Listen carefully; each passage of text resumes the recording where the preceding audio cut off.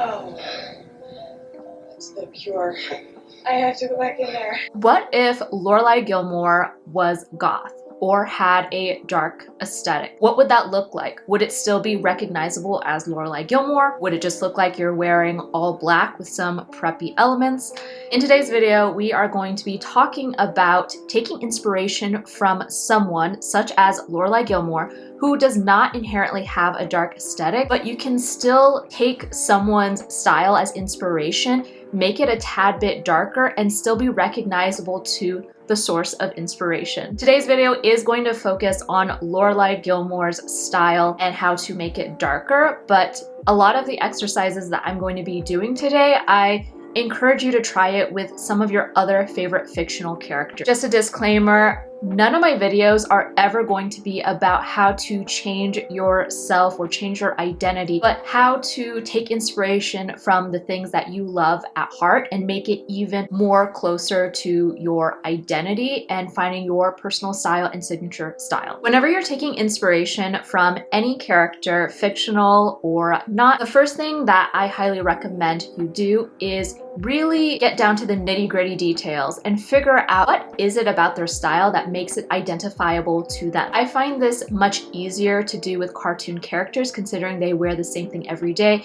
and that's the way cartoons are made. They are meant to be recognizable based off of the silhouettes that are chosen for them, the same hairstyle that they wear, and they literally have these signature elements about them that make them different from the other characters in the show. When it comes to Lorelai Gilmore, what is it about her that makes her Lorelai Gilmore? Some of the outfits and silhouettes that are recognizable to me for a Lorelai Gilmore outfit is her turtlenecks. Her turtlenecks are quite key. She wears them often. She has them in various colors, and the way she styles them is very much like what was on trend in the early 2000s. That's another thing that was very on par with Lorelai Gilmore's style, is that she rarely wears anything that is oversized, baggy, which is what we see on trend today. This leather jacket that she wears often is quite fitted, and she outfits it in several different ways.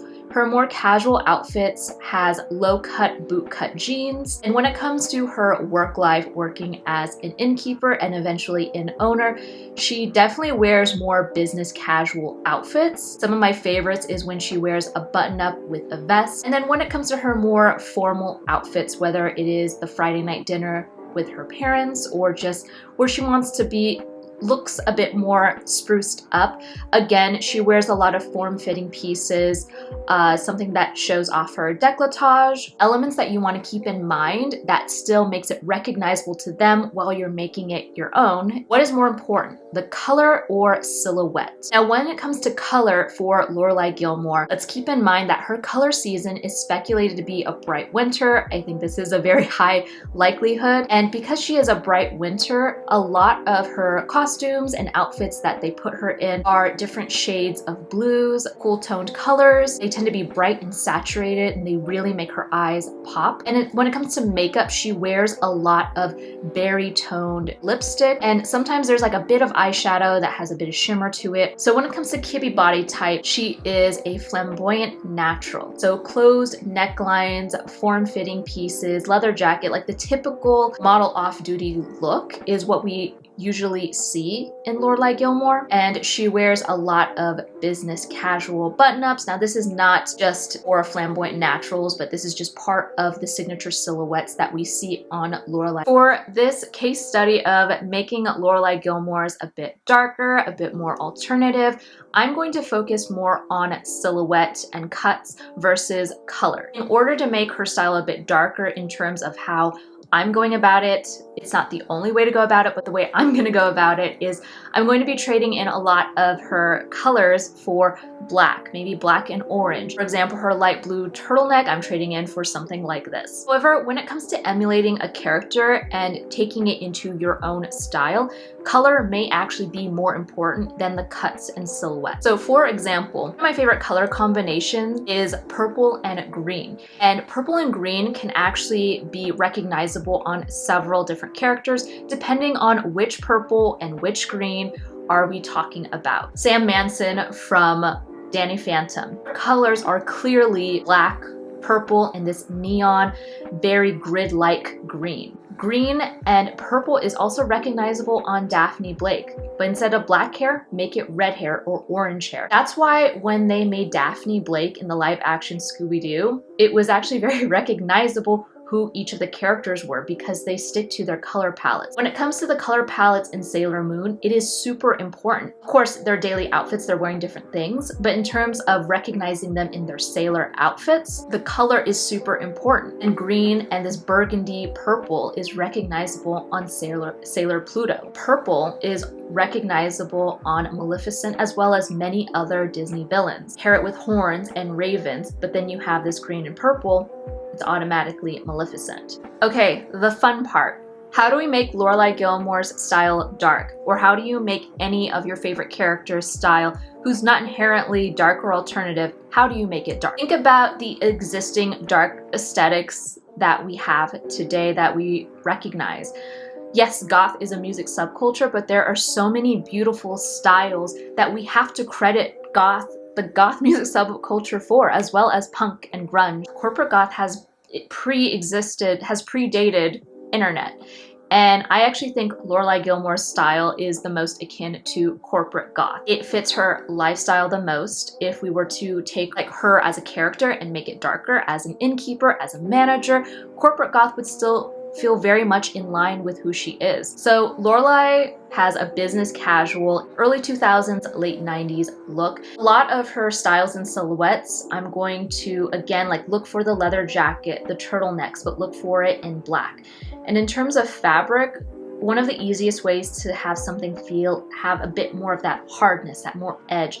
Leathers, sleekness, silver hardware, sheer elements, darker motifs, as well as patterns. Keeping it very true to heart for the goth subculture as well as punk is thrifting. I'm not perfect. I of course buy my stuff new, but I try to thrift when I can. And when it comes to Lorelai Gilmore's style, which is the early 2000s, that is what is very prevalent in a lot of thrift stores today. I decided to take some of the outfits that already exist in my closet, but also look for elements at the thrift store or shopping secondhand that felt a bit more Lorelai Gilmore in a dark way. So when it came to thrifting, some of the things that I was looking for were the fun graphic elements that is very prevalent in Lorelai's style. Yes, she is a mom. Yes, she works as a manager and an inn owner eventually, but there was always this fun and pizzazz and funkiness that she always enjoyed in her style. She always loved to poke fun at things, whether it was in her furniture or some of the graphics in her outfits. So I was looking for some of these graphical elements when thrifting online as well as in store.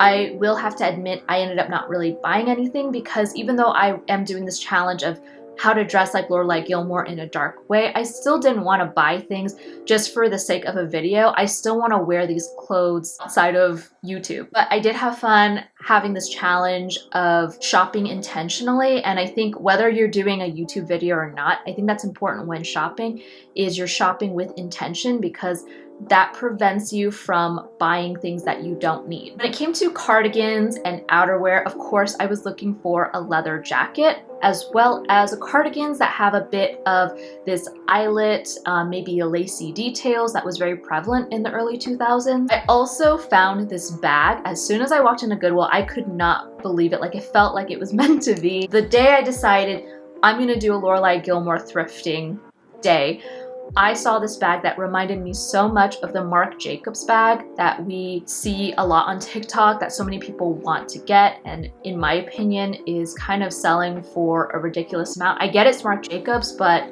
I don't need that bag. I'm very happy with this 2000s bag that I found. So I also went to Uptown Cheapskate, which is another secondhand market. Some people argue that Uptown Cheapskate, Buffalo Exchange, Plato's Closet does not count as thrifting because it's too curated. But my argument to that is that you are still buying clothes that are secondhand and you are still purchasing clothes that need a second home. You need to remember that the clothes that we see in thrift stores or secondhand market, they don't stay there forever. Unless you're buying like from Depop or Mercari, that just depends on the person. Actual stores, like brick and mortar stores, they are getting so many donations, they can only keep them for so long, so you might as well take them out of the market. Let me show you some of the pieces that I did actually go home with.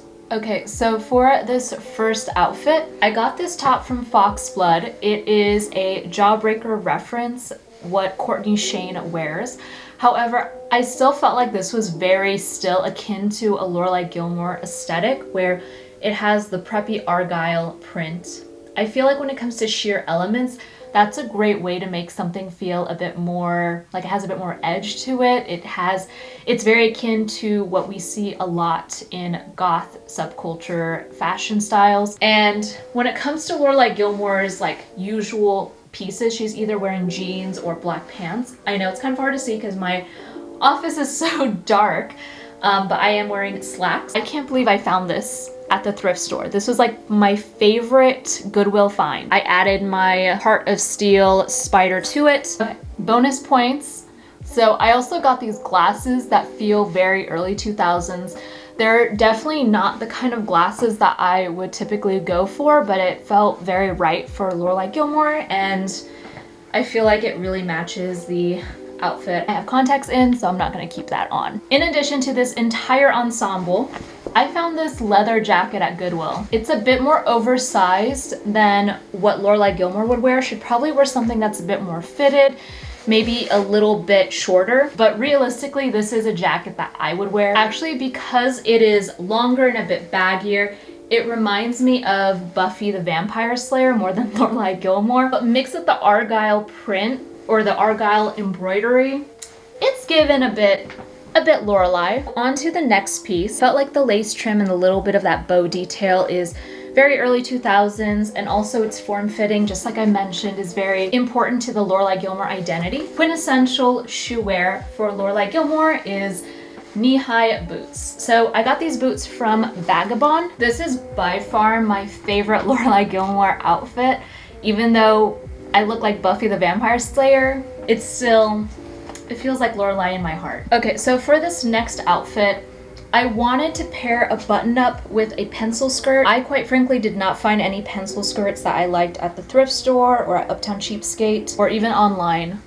So I'm just taking the dress that I got from Uptown and using it as a skirt. I got a black button-up that I got from a charity shop a long time ago. So normally Lorelai Gilmore wears like a white button-up. I have a black button-up, and then I got this argyle vest from Depop. I think when Lorelai wears a button-up though, the collar is a bit more stiff like we typically see in a button-up. And because the fabric in this is it's a bit flimsy, it's kind of sheer. I'm gonna be honest, this is something that I actually normally would not go to because I'm scared I would look like, I don't know, a dork, but I actually kind of like it. And then lastly, I found this tank top at Uptown Cheapskate. This is probably the most graphic piece I found. It has a bunch of dainty florals and it has the lace trim. I'm not gonna lie, I was kind of reluctant to get bootleg jeans just because they remind me of middle school, and that's like a time period in my life I just don't want to go back to. When I tried on these jeans, I actually loved how I felt in them, and I think the key to bootleg jeans, if you have a similar body type like mine, I'm a soft natural in Kibbe terms, so I have width in my body. Irregardless of my weight, I will always have width in my body, and I don't like bootleg jeans with my hips. But because these jeans are fitted at the thigh and then they flare out, they're not just like rectangles on my legs, they're flattering, and I think they look really good. When it comes to her makeup, she actually doesn't do anything crazy. She always has some kind of lip on, and I think if you're gonna go for a darker Lorelai Gilmore look, still go for the reds and the berries, but darken it up a bit. So maybe like a dark plum, or if you wear a red lipstick, wear black lip gloss over it. I hope you enjoyed this video as much as I had fun making it. I want to give a special thanks to my Patreon members. I love you guys. You guys are very sweet. You are still waiting on a style guide, whether it's astrology or a face essence reading. I'm getting through it as fast as I can. Please be patient with me. And for the most part, so many of you are so kind and so patient. So just know that like I'm giving you virtual hugs, and I appreciate you from the bottom of my heart. I hope you have a great week, and until next time, bye.